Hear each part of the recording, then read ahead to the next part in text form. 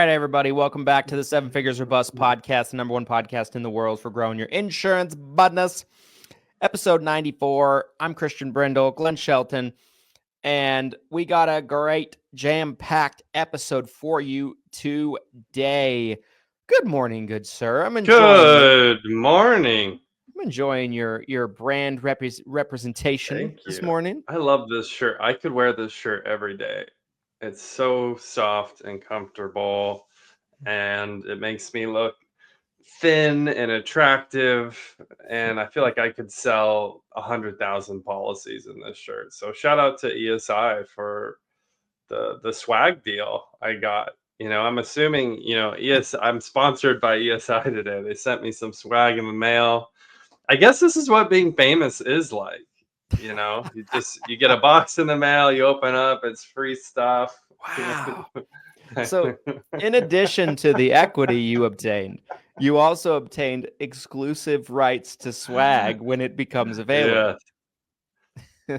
I get the swag first before anyone else. You guys can't go buy this at the store. You can't go get this at the store. This is exclusive. This is very exclusive. So while some of you are walking around with your Nike apparel or Under Armour, we're walking around with ESI, okay? Exclusive. That's right. Representation. We got a comment here early. Guys, keep the comments coming. We're actually, and the funny part is, we're planning on giving away Turning 65 Leads Freebie Friday this Friday. So if you want a chance to get 100% free call verified leads for Turning 65 from Lead Heroes, comment on the stream. Comment on the stream, live or replay. If you're watching the Seven Figure Medicare Agent Facebook group, comment on the stream. You get entered into the giveaway every Friday. If you're listening on an audio-only platform, get in the Facebook group. What are you doing? What are you waiting for? You need Christian to personally invite you? Don't stop we love listening that you listen on the audio platform. But yeah, definitely be in the Facebook group. It's a great value. Do you want to jump into that question at all to start today's episode? I do, but I have something else I want to ask you first that has taken the internet by storm the past few days. 100 humans. Do you know where I'm going with this? No. 100 humans versus a silverback gorilla. Who would win in a fight? I'm taking the gorilla. It's a death match. You're taking the gorilla. I'm taking the gorilla. Really? Yeah. You really? Wow, that's shocking. See, I'm on the 100 humans all day, dude. I genuinely think this is crazy. I thought you would be on Team Human. I need to hear you out on this. Okay, I need to hear you out. Listen to my logic on this. Okay. Like the evil AI in iRobot, because I watched that the other day with my family. My logic is undeniable. Okay. So this is what I think about. I think about how effortlessly a gorilla could just rip apart a human, and a few of them. Okay, but we're not. Think about how quickly it could run through like 10, 15, 20, 25. And humans, right? Humans are going to see that and they're going to be like, whoa, and back up a little bit. And they're not all going to attack at once. I do not believe it. I don't believe all the humans are going to strategically attack at once. And I'm assuming this is a fist fight, right? No like army guys or military. Weapons. No weapons. No chance. There's no chance. Like I see the opposite end of this. I imagine, when like ants, like a swarm of ants, like attack something much bigger, right? Mm-hmm. The first few ants are going to get stomped for sure. I see this fight going the same way. I see a gorilla coming in. The first 5, there's no chance for those first 5. But if everyone's on the same team, everyone's locked in, everyone's swarming at the same time, I think if enough people, the other thing is like, who are the 100 people too, right? Right. Like that's what I think about too. If you're taking 100 random people and just throwing them in the cage, who is going to be on board with being that first 5 to 20 martyrs? you know you're going to die a brutal, vicious death. How do you plan? I'm going to be, I don't know about you, but I'm going to be like, I'm in the back. I'm getting the final blow. Final blow on Mr. Christian wants that hero shot. The gorilla's like about to die. He's been beaten to death. He's swaying around. Christian wants to fly in. He's like, camera, you're coming in. You want that hero punch at the end. You're like, I killed the gorilla and saved everyone who was left. Guys, comment below 100 humans, no weapons. This has been the past weekend, some Twitter post got like 200 million hits on this topic. So for whatever reason, this has taken the internet by storm. 100 humans versus one gorilla. Yeah, I mean, if I put my money on it, just like the Clippers, I'm taking the gorilla. I'm on team 100. Team humans, always you guys. I think if everyone's, even if it's not like 100 UFC fighters, even if we're talking it's like 100 of you and me or something, let's say. Yeah, 100 of you and me. I think we could still do it if we were strategic. No. See it happening. Don't see it. I'm gonna, this will be an AI post for sure after this episode. I'm gonna do 100 insurance agents. Yeah, that's it. 100 insurance agents. 100 insurance agents against one gorilla.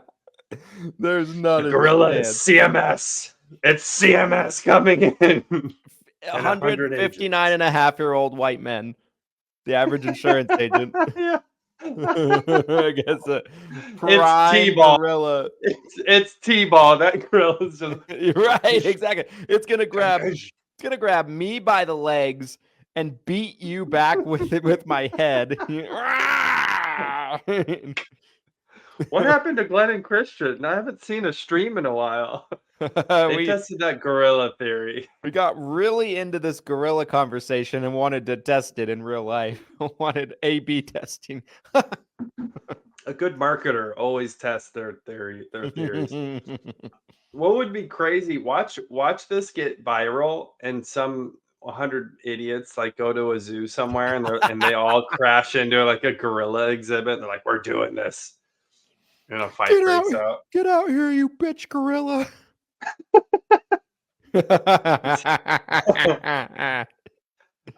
So yeah, I'm shocked you're on Team Gorilla, but okay. I'm on Team Gorilla. So yeah. So John asked, what do you recommend for T65 Medicare leads? Let's talk about this for a moment. Certainly. Before we jump into the main topic today, why bad word choices is costing you business. Something that is, I'm going to go ahead, before we even start the main topic, I'm going to go ahead and take all of the responsibility for today's main topic. This was my idea. It's going to be huge. It's going to be amazing. For better, what we're going to be talking about. For better, for Christian, T65 leads. You're an agent. You're looking to stay busy. What's the plan? Yeah, I mean, so I think the first thing, to always be aware of when it comes to T65 marketing or lead flow is I'm a big believer that no matter what type of marketing or lead flow you're getting, you have to understand that the T65 market, above anything else, is a pipeline game. Most of the best T65 lead sources are not going to be 2 or 3 months before their birthday. You just can't get enough volume because too many people have already decided, right? People are getting to them much earlier than that. Something that we deal with at Lead Heroes, right? With our own T65 leads. So you're going to be dealing with people, what would you say, 5, 6, 7, 8 months out from their birthday oftentimes? Something like that? Yeah, I mean, some of you have pipelines in place for, the second they turn 64. Some of you have 12-month pipelines, So with that in mind, no matter how good the lead source is, like let's say they are ready to go, right? Like they want to pop that cherry with you of their Medicare. I can't believe I said that on the stream. Just kind of came out. Fantastic. So they want their first time to be special with you and their Medicare enrollment. And there goes the audience. And they're not eligible yet. They can't enroll yet. So no matter what, no matter how high their interest is and their intent is in that moment, you're going to have to follow up with them until they are ready, right? You're going to have to keep them aware of you, Yes. all of that stuff. Yes. So that is always to be kept in mind. Like no matter what your lead source is, it's only as good as your ability to follow up with them and keep them in the pipeline. That being said, for me, like for us internally, I feel like the big three is what we focus on, and what we would focus on if we, let's say, had to just go only T65 business. Let's say we threw everything else in the trash and that's all we focused on. I would say Lead Hero leads, of course, shameless plug. Absolutely. I'd say seminars or webinars, or maybe a mix, something along those lines, group presentations. Seminars are probably going to be easier for a lot of you to pull off. Webinars take a lot of strategic building and savvy marketing. Seminars, you can literally hire a marketing company to market them for you, and you just show up, right? And you're good to go. But so seminars, webinars, put them in the same category. And then I'd say my third one would be Facebook ads. Facebook ads, digital marketing, that type of thing. I think those would be the holy grail. Now, what do I recommend for T65 leads? So 2 of those 3 things are kind of like self-lead generation. So if you have marketing chops and you know how to market, you probably would do very well with Facebook ads. You probably could do really well with seminars or webinars, that kind of thing, if you have pretty advanced marketing chops. But if you don't, or maybe you're in the process of learning it and you want business right now, that's where Lead Heroes can come in and kind of, fill the gap for you and let you focus on selling instead of focus on marketing. I believe long-term, you're best off learning how to market. But, even me, even after I learned how to run Facebook ads, I first started running Facebook ads in 2018, 2019, in that area. Even after I was doing my own seminars and doing my own marketing, I was doing content marketing to bring in business, I was running Facebook ads, I was still buying Lead Hero leads and other leads to fill in the gaps. To make sure I had enough volume and diversity. I like diversity. I've always said that. I've been really consistent about that. I like diversity because I don't want to put all my eggs in one basket. I've talked about on the show before as to why, just experiences I've had. So for me, like that, I would probably break it up into 3 things depending on what your budget is, and those would be my 3. What's crazy about this topic, and we actually wanted sometime next week to do potentially a full episode on just turning 65, because it is such a big part of the Medicare market, especially the year-round Medicare market. But what I think is so funny about the T65 space is I have some clients at Lead Heroes who do not touch T65. They don't want to do T65. They hate T65. And then I have other clients at Lead Heroes who refuse to do anything but T65. It's all they do is T65 year round. Their business name has turning 65 in it somewhere. Like, so part of this conversation, like Christian just gave a ton of information right there, like in a 5-minute span, like tons of gold for a new agent or someone looking to market, or to buy leads, how to grow quickly.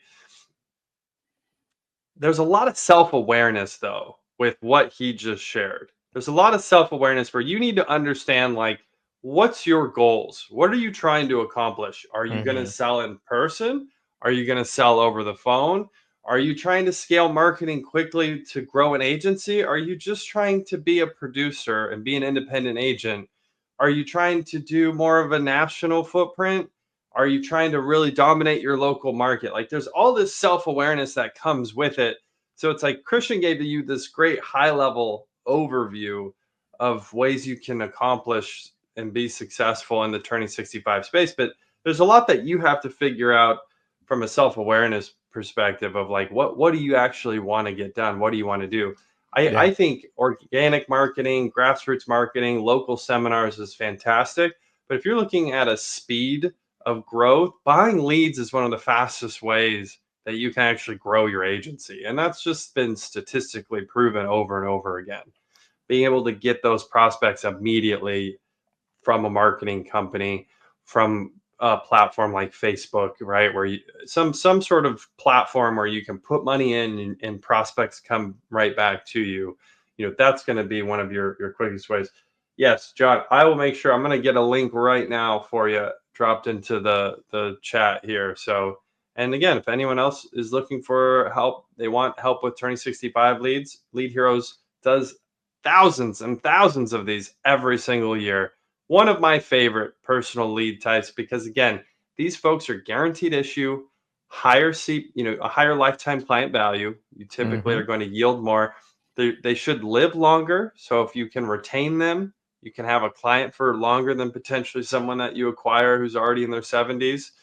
There's so many reasons why I love the turning 65 space.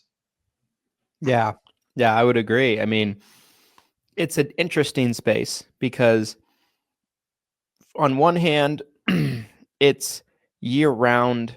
You can always go back to that well and be able to get new business year round, no matter what's going on, no matter what time of the year it is. Like Glenn said earlier, there's a lot of agents and agencies that only focus on that or exclusively. I think the biggest thing with T65 marketing, no matter what you're doing, is consistency. Because since it's a pipeline game, you need to, whatever you're doing, I feel like you need to be doing it every single month because it's a pipeline game, right? Like you might have to wait 2 or 3 months to write a lot of the people you're going to end up writing their policy. Because like I said earlier, they're not eligible yet a lot of times. But imagine if you're doing that every single month and you do that for 6 months straight or 12 months straight. What's going to happen is every single month at some point, you will have people from 2 or 3 months prior that are ready to go. So then you have this consistent stream of new business that's being written every single month. And so I think that consistency is really important. The other thing with T65 business, and the reason why it probably costs more to market to it, like it costs more for us to generate leads at Lead Heroes for it, is because everybody wants that business. It's very highly sought after because, first year commissions on Medicare Advantage is higher typically. And so everybody wants that business, right? It's a younger client, so their lifetime value is greater, all of that stuff. So it costs more to get into that game as well than other types of lead flow. But that being said, it's an extremely desirable way to grow your business. And I think if someone wants to go down that road, the worst thing you can do is hold one seminar and base it how it goes off of that, or buy one order of leads, or run one Facebook ad, or whatever you're doing. You need to try your best to commit to doing it every single month because it's very much a pipeline game. And a lot of times I talk to people that really are just crushing it in the T65 market, and whatever they're doing to bring in leads, they do it for like 6 months in a row before they really start seeing the domino effects of that. And maybe next time when we get deeper into this topic, potentially as early as next week or even later this week, I think we can talk more about that pipeline specifically, right? Mm-hmm. Like how many touch points, what do those touch points look like? And I guess we'll talk a little bit about it later today because we're talking about word choice, and word choice is all things, right? I mean, it's your scripting, it's what you're saying on the phone, it's what you're putting on social media, what you're putting on your business card. Like, what are you calling yourself? Like, the cliche one that kills me is vice president. There was a company that I briefly worked for early in my career. Every producer was a vice president. Every single person had vice president or a regional vice president on their business card. And I just remember being like, this is so stupid, you guys. You know who else does that a lot? Who? FMOs with their recruiters and their marketers. A VP. Yeah, it seems like it. I'm like, you have 27 vice presidents, regional vice president. Yeah. I don't know who along the ways did that, but someone did it one time and then it just caught fire. And I know there's a bunch of companies that do that. There's a vendor we work with. I won't mention them, but they do it too. Like everyone at that company has VP somewhere, and it's like, this is my regional vice president, national vice president, vice president of the world. It's like, okay. That's what I want it to say on my business card. Regional vice president of the world. Assistant vice president of the world. What is your distribution. region? What is your region? Earth. I'm looking at branching out into the planetary system soon, but right Once now I get it's promoted, just I'll be the regional vice president of space. Oh man. Oh my goodness. Let's get into this episode's sponsor, shall we? Yes. Talk to the people about this episode's sponsor, Mr. Glenn. Today's episode of the 7 Figures or Bust podcast is sponsored by the 7-Figure Medicare Agent Summit. We are less than 2 months from Arrival Day in Salt Lake, June 22nd to June 24th. 2 jam-packed days of no fluff, no sales pitches from stage. We're talking about pure knowledge and networking and learning on how you can level up your business. Every year this happens, even as the co-host or an attendee previously, before I was a co-host of the summit, I personally took away a ton of information on how I could grow my business. It is such a great place to learn and network. You don't want to miss it. Limited tickets are still available. We have maybe 50 tickets left that we're able to sell. The fire marshal has limits on how many people can fit in this room. We can't just keep offering tickets. So right now, beyond that ticket limitation, you can also get a discount, 30% off until the end of this month, which is just today and tomorrow. There is no 31st of April, in case you were wondering. It's just today, the 29th, and tomorrow, the 30th. So grab your tickets while you can, 7figure.com/events, or you can head over to 7figuremedicareagentsummit.com and grab your ticket. I'll make sure there's a link to that as well in the stream. So please do not hesitate. Grab your ticket before they are gone. I wanted to say one more thing as well, in addition to that. Like, I say this every year, and it's true every year.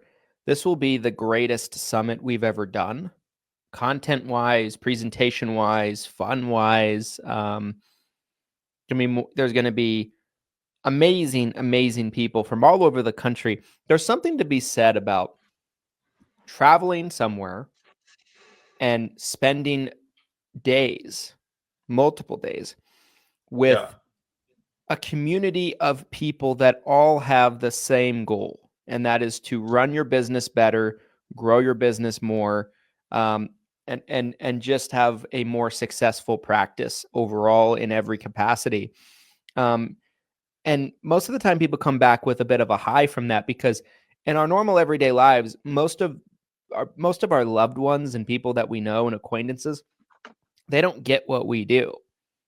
You know, they're just like, that's boring, or what you do is weird, or you can't talk about it to people. Like, even your spouses get bored. They tune you out. Trust me, mine does. My spouse is licensed, was part of the company for a while, couldn't care less. You know what I mean? So it's kind of a liberating thing to be surrounded by people that not only are interested in the same things as you, but also going after the same things that you. I mean, the tips you pick up of what people are doing, it can transform your business, probably unlike anything you can possibly do. So make sure to get your ticket. Come out. It's really group therapy for Christian. You know, we throw it as an event, but Christian wants to just be able to talk about Medicare nonstop for 48 hours. So by getting everyone to come to Salt Lake for 2 days, he gets to just completely go unfiltered and doesn't have to hold back for a couple days. And that's what he really, so if you really care about Christian, you really want to help him out and hear him talk about Medicare nonstop for 48 hours, get out to the summit. You don't want to miss it. It's going to be awesome. All right. That being said, one last keep thing. going. Keep going. Everyone on the street, everyone that hears the show today, I would like you to do a rain dance of sorts that my child is not born during the summit. That'd be lovely. Do me a favor. Say prayers, whatever you got to do. Let's make this happen. Dear Mehmet, please keep that baby in the belly, Stormy, until June 25th or later. In the name of CMS. Amen. Thank you, Mehmet. Okay, moving on to today's main topic. Word choice, diction. Yes. How does that play into your success as an agent, as an agency owner, as an FMO, as an IMO? What you say, what you write, what your, like we talked about a second ago, what's your business title on your card? You know, are you going to say insurance producer, independent agent? I mean, honestly, that we could probably talk about business cards for 30 minutes here. Aggressive insurance salesman. I don't take no. I don't take no for an answer. Only yes. We're signing up. Smith Insurance Group, where we don't take no for an answer. Agent Smith. Agent Smith. Shannon Sharp Insurance Group. We don't take no for an answer.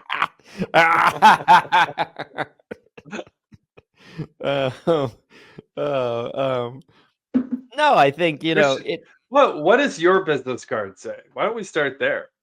Mine CEO, for years said president. President.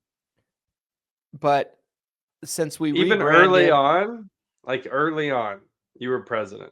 Yeah, that's like better than VP. Look at you. Like look at day you. One, I was, you know what I mean?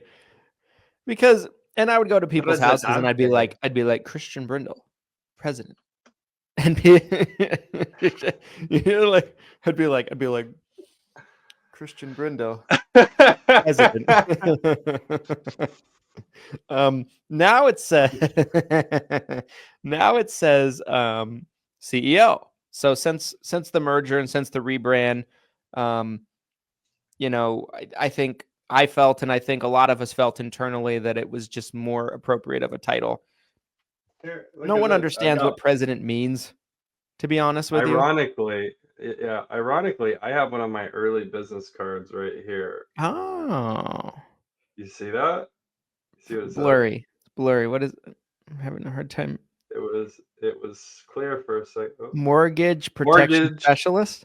Yes. Look at you. Look at you. So that was my main focus at the time, was selling mortgage protection. So that's what I had on my card. I was a mortgage protection specialist. So again, let's get into this, right? It's like I could have easily had something that said life insurance. I could have had something life insurance specialist, life insurance producer, insurance producer. I could have been general agent, you know, agent. I mean, I could probably come up with a list right now of 50 different ways I could have had my title listed on my business card, but I went with mortgage protection specialist at the time because I'm trying to line up my title with the marketing that I'm working with, right? Word choice, right? The marketing is mortgage protection. The letters I was mainly working with, I had some final expense too, but the letters I was working were mortgage protection letters. So I wanted it to look like this is the guy, right? They get a letter, kind of looks like their, you know, life insurance to cover their mortgage that has like their bank on it. I'm calling, hey, this is Glenn. I'm the mortgage protection specialist. You filled out this letter. Looks like you need coverage for your mortgage in the event of a death or disability. Do you remember filling out that card? So that was kind of my word choice, lining it up with the marketing, my title, trying to make it as fluid as possible.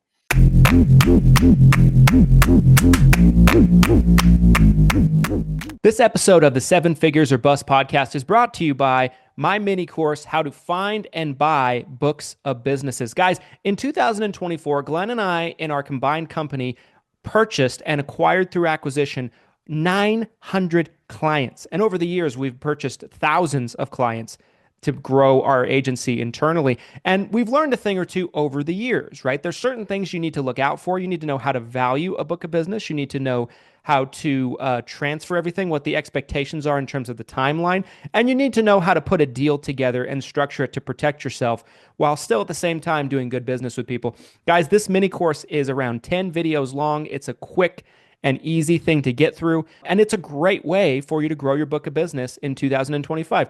Whether you're finding an agent that is maybe been in the business for decades and they want to retire, and then maybe they don't have any kids to take over their business. Maybe you're looking at a situation with an agent that just hasn't been able to make it in the business and they're just looking to go off and try other things. Buying books of businesses can be a great way to quickly and rapidly grow your business fast. And we've unveiled all of the little tools and tricks that you need to know in this training. It's a one-time purchase for only $197. For that price, we're practically giving it away. Make sure to check it out now. Now back to the show.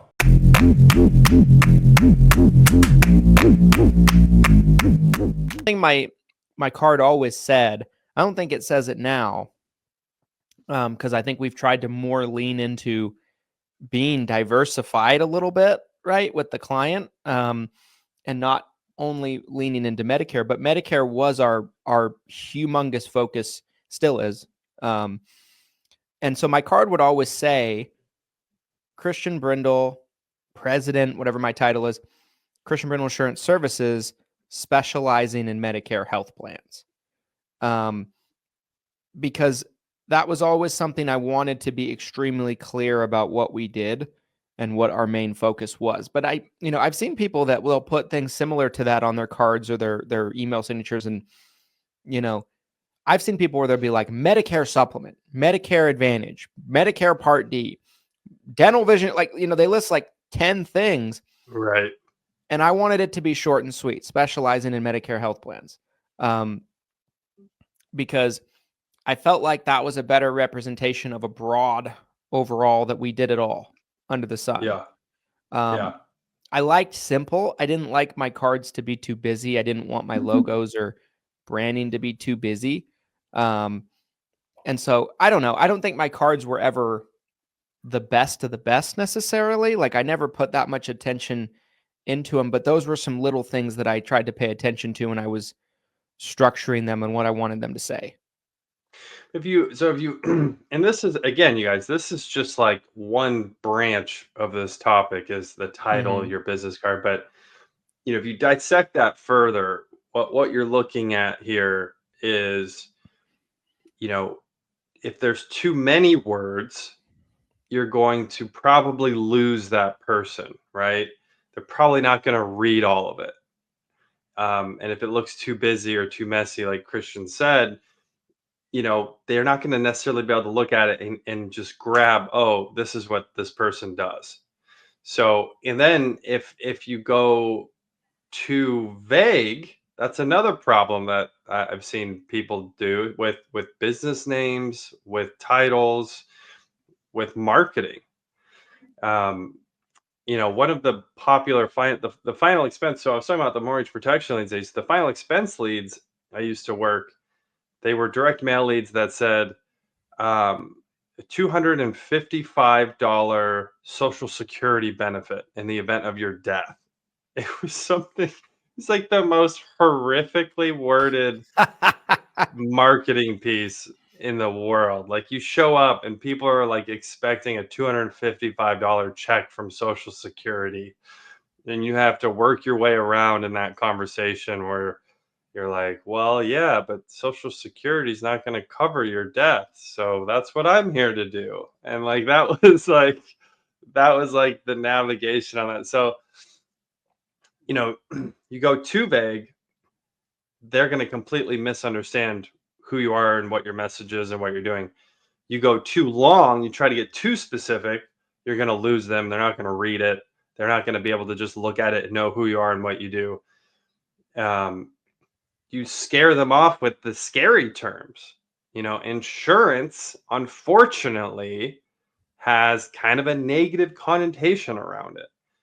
I think a lot of people hear the word insurance, and especially if it's a marketing piece, life insurance especially has some negative connotations around it. So what do you say, right? What are some words you like instead of insurance, Christian? If you're marketing. If I'm marketing, I like the word coverage. Coverage, that's a great one. I like benefits. Like, get the benefits you're entitled to, get the benefits you deserve, get the benefits. That's one of my favorites. Yeah. I like those two words quite a bit. One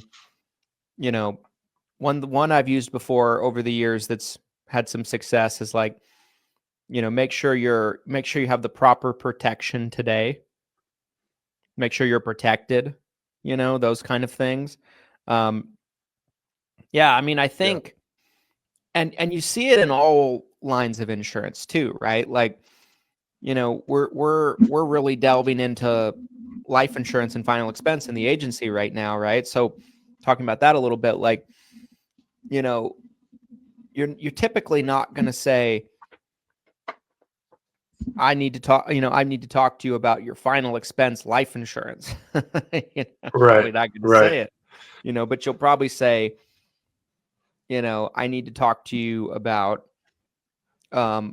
burial protection or burial program, or burial insurance or something like that, right? Burial benefits. Yeah. Burial benefits. Yep. Yeah. And so it oftentimes, you can say the same thing, whether it be in your scripting, whether it be in your marketing, whether it be in your branding, whether it be on your website. You can say the same thing 3, 4, 5, 6 different ways, but it's not about what you say or the message you're saying. It's how you say it. It's how you deliver it. And there's right ways and wrong ways. And so another one that comes up to mind for me is like, there's little words that I picked up over the years. I actually got this one from Tom Hopkins. Shout out to the great Tom Hopkins, sales trainer.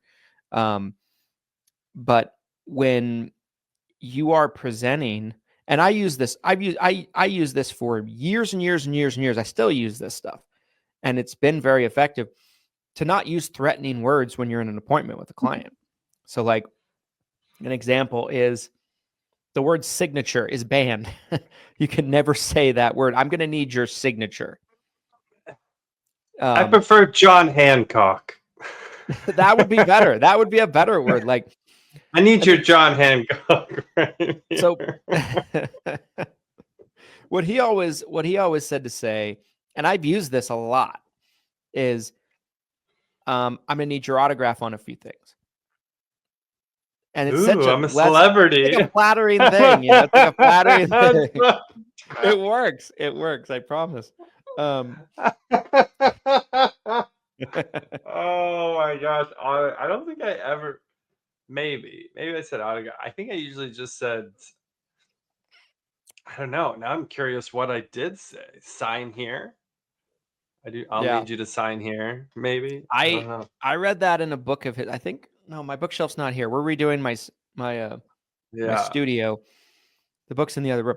But yeah, I have a book of his that I read years ago. And after I read that, I started trying it, and I did see a visibly more positive body language and reaction from clients when I say that. It does make sense. It does make sense. And here's the logic he gave behind that. People have been told and taught from the time they were little kids, from their parents and teachers and mentors and everything like that, never sign anything. Don't sign anything. Right. You're shackling yourself into something. Right. So just from a psychological perspective, they hear certain words and they cringe up, and it puts them on the defense. It puts them on edge. Let's see, what was another one? There's several of those. Of course, never use the word sell or I'm selling or anything like that. That's an obvious one. Banned words. The banned word list. Maybe we should come Yes. up with a banned word list for you guys. I have a banned word list. When I train agents and stuff, like I have certain words. I'm like, I don't want you to say this. I don't want to hear you say that. I'm trying to, there's a couple of others. Contract is another word you never say. Yeah. I need you to sign this contract. That's two bad words in one. You're fucked. No, say, I'm just going to need your autograph on some paperwork. Paperwork is less threatening than contract. So like you pick non-threatening words that mean the same thing, synonyms. So early on in my sales career, I'm door knocking for alarm systems. Alarm systems, the pitch was you get the equipment for free, but you're signing a contract. I'll never forget the person training me. He was a pretty good salesperson. We get in the house and they already had an alarm system, and he's like, "Hey, do you have the paperwork? I wanted to take a look at, see what you signed up for." He gets the paperwork of their current system and he goes, "Oh, they locked you into a 5-year contract, it looks like. What we're offering is just a 36-month service agreement." And I remember watching from a third party on this and thinking like, wow, 36-month service agreement, that's just a fancy way of saying 3-year contract. Yeah. Oh, we have a 30, you signed a 5-year contract. We offer a 36-month service agreement. Another good one, like let's say you're talking to someone, let's say you're talking to a lead and they're hesitant to talk to you. Another good one is, I just want to help you review your options to make sure that you're getting the best choice based on your needs. Like that's a very unthreatening way to say that. It's Whereas also true. Yes, it's true. But some people might say, I want to get you the best deal.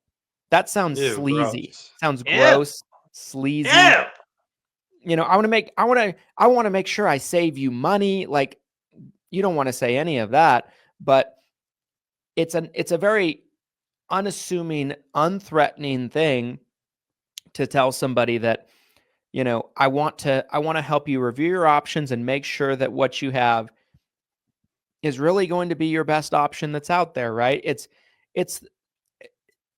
one thing that I think about is like, I think you're the one that made this comment. I made this video last year calling Lead Hero leads. It was like an hour and a half long. And I think you made the comment because you reacted to it. Yes, you made a video reacting to it. One thing you said in that video that I think is really important as a salesperson is to not, to take everything a little bit nonchalantly, like, oh, this is no big deal, like your tone is like, yeah, it's no big deal, like you don't make it sound more like a big deal than it is. And I think no matter what you're doing, that is really important to get people to talk to you, especially over the phone. Totally agree. If you come across like you're super serious, that's just going to freak a lot of people out. If you're just like, "What are you doing right now? I need to talk to you about your insurance." It's like, "Whoa, what are you doing right now? What are you doing right now? I need to talk to you about your Medicare insurance." It's like, "What?" Like, no, it's like, "Oh, no. It's just take a few minutes. Do you have, I just need to talk to you about your options." I think a lot of that's a great, I've pretty much banned the word life insurance early on in your conversations with any type of life insurance marketing or prospecting. And it's not, and some people over the years have talked to me about this, and they look at it as almost unethical. They're like, "You're not calling it life insurance in the first 5 minutes of talking to someone. You're lying." It's like, no, it's just it's different marketing terminology because you want to disarm your prospect, like you're saying. Like, you don't want to come across hostile, you don't want to come across super serious. Life insurance is a very serious topic, a very serious term. you come across utilizing some of these different marketing terms, and there's a ton of them out there. Some people come at it from like the angle of retirement, trying to offer whole life IULs, cash value life insurance. And so they take like a retirement angle, but they're trying to sell life insurance. And you have these other marketing terms: final expense, mortgage protection. The other one that was really big not too long ago was like getting out of debt. Again, they're trying to sell life insurance, but they're talking about using life insurance as a vehicle to get out of debt. I've seen, savings accounts. They're coming in. It's like all these different things. The goal is all the same. They're trying to sell someone life insurance, but they're taking all these different angles because they're marketing it and they're talking about it differently because you want to disarm your prospect. You don't want them to put a wall up and be like, oh, this dude's trying to sell me insurance, I'm out. You want to sound different. You want to sound unique. You want to sound interesting. That's that you want to hook your prospect early on. Continue on this banned word list. I want more banned words. Another one is like price. The price is blank, right? So a better way to phrase that would be your monthly responsibility. Your monthly responsibility, right? Like that's a great one. That's a great one. I haven't heard that. And when I was selling, I used all these little tricks, all these little things. And I really believe that they helped me a lot because when I first started selling in my early years, I was using all of these words I wasn't supposed to use. There's other ones that I've heard over the years that I've heard people say, don't ask open-ended questions. And I just kind of reject that a little bit because I've sold so much insurance asking open-ended questions. It's kind of like a part of my process. I think there are some things that people say that I'm like, I'm not so sure about that. Because part of the whole idea of asking the right open-ended questions, maybe there's certain questions you shouldn't ask. Maybe there's certain ones that are okay. But I think part of the idea of asking the right and correct open-ended questions is that you're getting them to respond to you and getting them to say something to you. You want them to respond. You want them to talk back because it keeps them engaged. I think that's a really big thing as well. So not every little sales thing that you hear, like in a sales book or a YouTube video or something like that, I put a ton of stock into, but there are certain things like having certain words that you don't say. I said a video, I made a video one time early, like 2020, 2019 for agents or something like that. And I used the word essentially.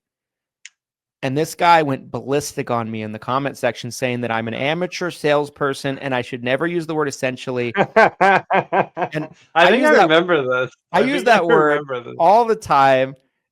And here I am, one of the most successful agency owners in the country. Essentially. So I don't think there's any stock in that, I'm like fraud.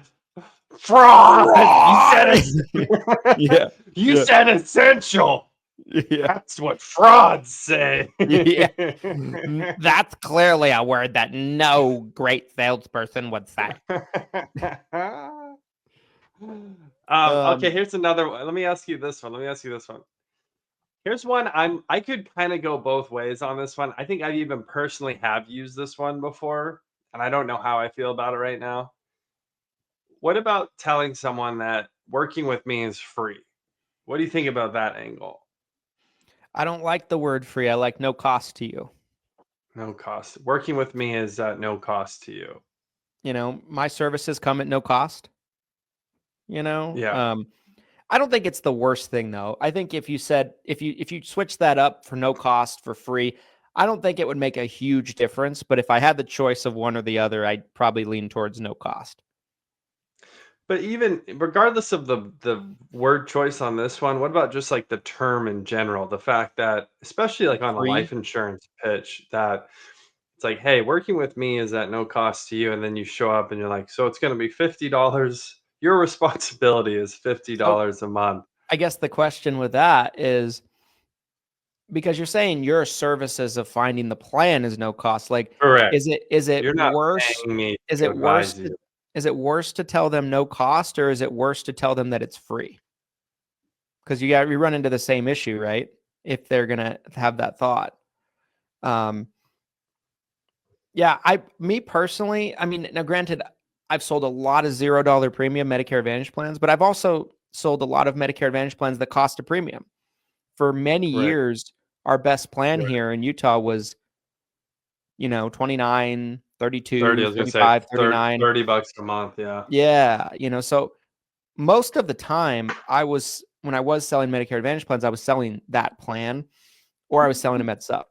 It was probably more common that was happening than a $0 premium plan. So I never, I would tell people, my services are no cost to you, no obligation. There's no obligation for us to have a conversation. That's another one I used to, that I love.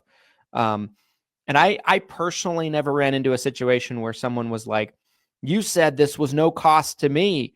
I think wording it in that way, my services come at no cost to you. I think the vast majority of people understand that my services include locating, selecting, and servicing your plan. Doesn't mean that your plan is no cost.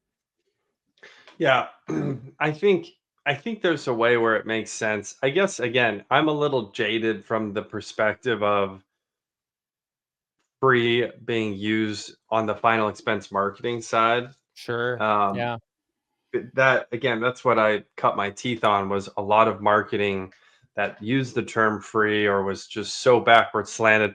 It's this give and take, you guys, especially on the marketing side when you're talking about word choice.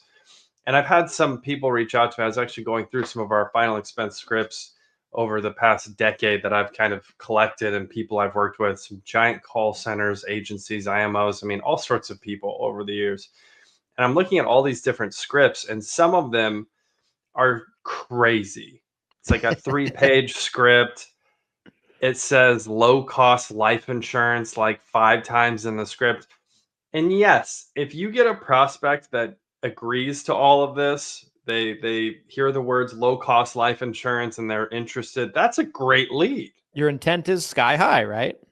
Sky high, but you're also probably only going to capture a fraction versus something that's watered down a little bit where you get a little lower intent, but now you've got 20 or 30 people interested instead of just one person.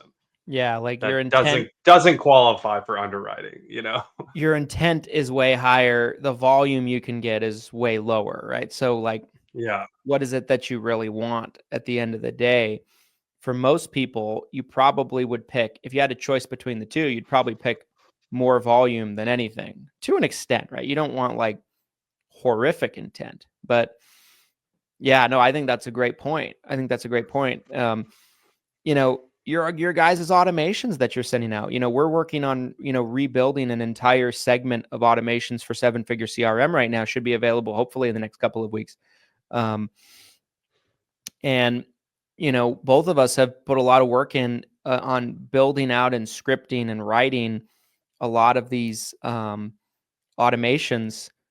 And it is very important, little details, little words, like how much words are too much words, how much words are not enough, it's all it all matters quite a bit in the overall responses that you end up getting on a lot of these. You ever been in a house and you had the sale and then you just can't stop talking, and then all of a sudden they're not interested anymore and you oversold it, like you just went too far? I know at least a few times I did that early on where I'm I don't just think like, go ahead. Sorry. yeah, no, I'm just like getting too deep into like the life insurance thing. Like, this is how this works. And then there's also this types of life insurance and this and this. And, you know, the point I'm bringing up here is like, I think less is more. Like, you don't need to go in there and explain the entire insurance industry to someone, Yeah, like totally. this Like, is how it works as an agent, like, yeah. I'm sure I did at some point, but I can't think of an instance. Yeah. Like I feel like one thing I was really good at is I was good. I think if you guys have seen my presentation, my T65 presentation, every part of it is very intentional all the way up to the close. So, I never had to hard close people. My presentation would do a lot of the closing for me, but I do believe how you close that transaction matters as well. People hear the word closing, and again, they think of Wolf of Wall Street. Sound fair enough, John? Let's do 10,000. Scamming people. Like that's what they think of. But no, like for me, my closes were super simple, but I felt like the biggest thing I did right was I would go for my close, and then I would be quiet and wait for them to either agree or have an objection or a question, which I would then handle and then circle back around, do the close again. And that was super effective for me. And it's because part of it is because my presentation was very strong, very good. Really no wasted lines. I'm not over explaining, but I'm explaining what's necessary. I'm explaining it simply. But my close was usually something like this. So John, we can get this plan started for you, whatever the situation was, right? Like the first of the upcoming month. Is that something you want to put into place today? And I'm just going to shut up and wait for him to say yes.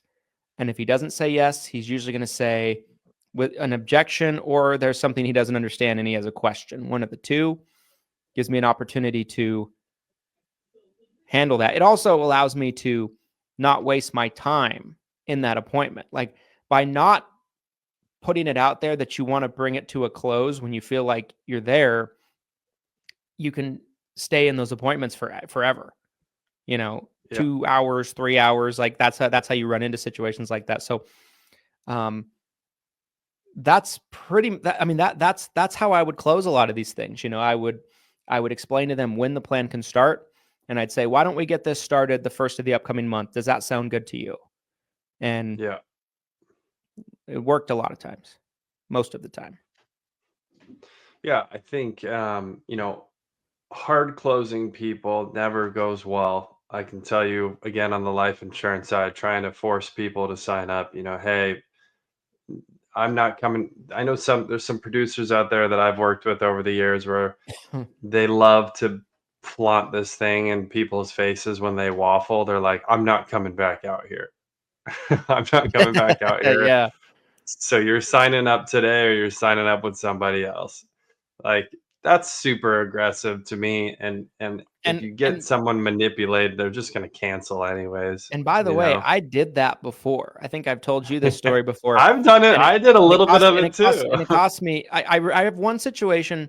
I have cases where maybe I did go down that road and I was really aggressive. At times, it got me a client. I don't think they necessarily stuck on the books most of the time, but there's a couple of instances I remember that cost me a client. So this will be my final thoughts because I think it's a good quick story. So I had a lead I bought from Precise Leads back in the day. Remember Precise Leads? I do. They were precise. They were very precise. So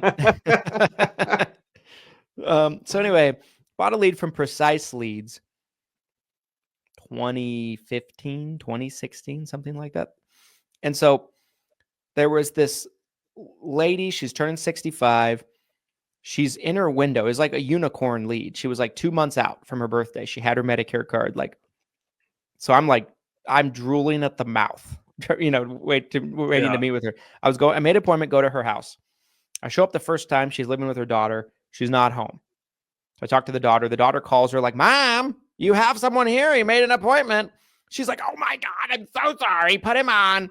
So I'm like, no problem. Let's reschedule. How's, tomorrow or the next day? She's like, that's great. I'll be here.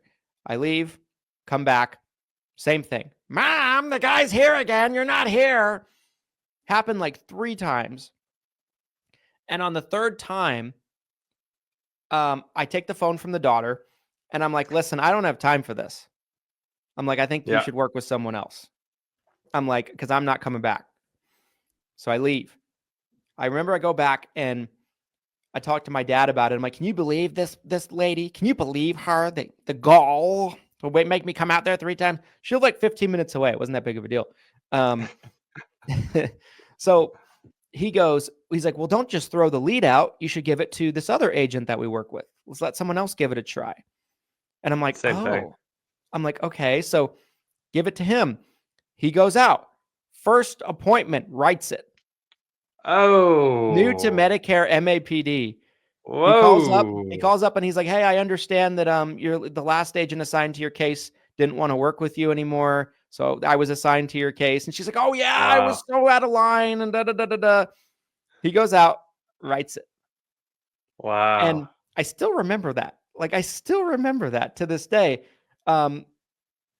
Maybe you spooked her into that agent's hands, possible. though. It's possible, but I can't help but thinking if I had just maybe been a little stern, being like, listen, I can't keep doing this. I'll come out one more time, but after that, right. I don't think I can do it. That was probably the play. Right. But yeah, cost me a deal. Probably still has a client. Probably still is on the books. As I'm listening to that story, and this will be my final thoughts to you guys, like on the life insurance side, there were definitely a few times where I would try to hard close someone, and you can walk out with a completed app, but then they might cancel in the next month, and it's like, what's the point? Like, what's the point of trying to aggressively close someone? Here's the flip side of that one, though, that I can't say it happened to me. Well, actually, so maybe I did get one call. There was someone in my office, though, when I was a new agent, where they go out to someone's house. It's a life insurance lead. They go out to someone's house. They have a great conversation. They're very interested, but they don't pull the trigger right there and then. This was one of the agents I was sitting very close to, helped train me a little bit. They get a call back 2 weeks later, and the lady had a brain aneurysm. She was only like 38 too. I remember thinking she was really young.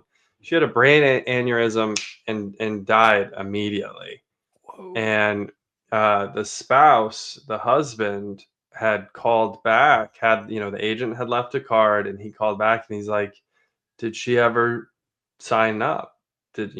Obviously he's devastated. He's trying to figure out, funeral costs, all of these things, like, potentially a loss of income, right? She's still working, and that agent had to say, unfortunately, no. She wanted to think about it. She wasn't ready to pull the trigger when I was there. So there are some agents on the life side that will kind of take this approach where it's like, you can think about it all you want, but if something, obviously that's an extreme situation, but you could also potentially get diagnosed with an illness that disqualifies you between now and when I come back next week, next month.